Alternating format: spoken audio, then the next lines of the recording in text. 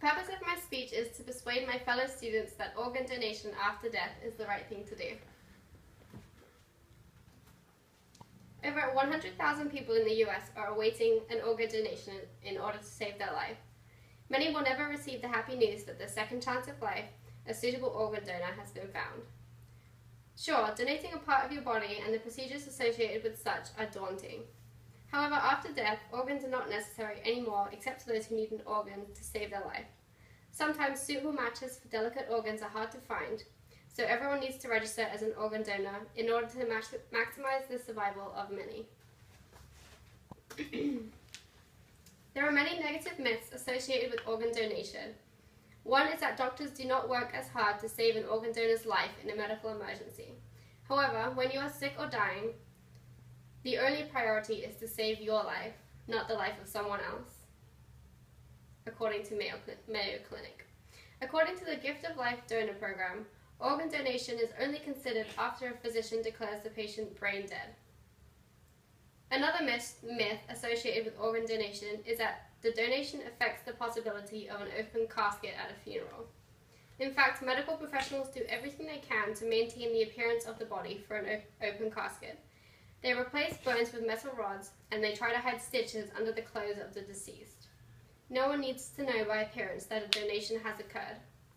Organs are removed just as a surgery would take place, with minimal invasiveness.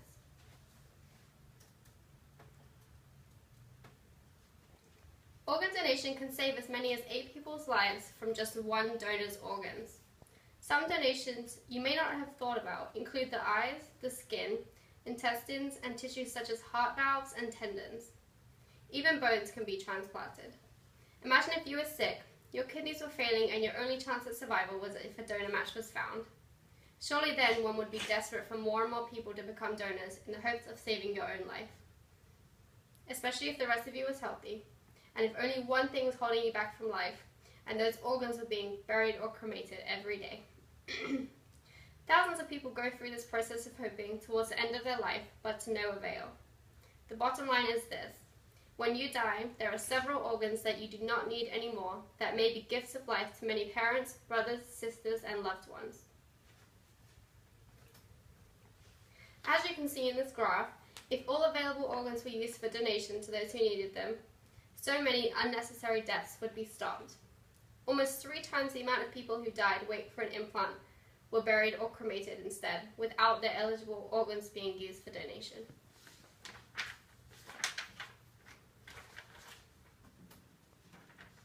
Almost everyone has some religious viewpoints, and a theological view on organ donation is very relevant to those of you with beliefs.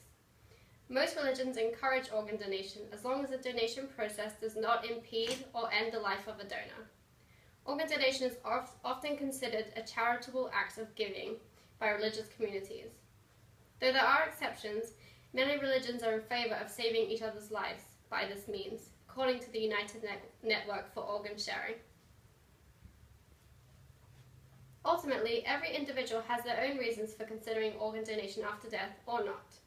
But the chance to give someone a second chance at life makes the ending of the donor's life less devastating and pointless.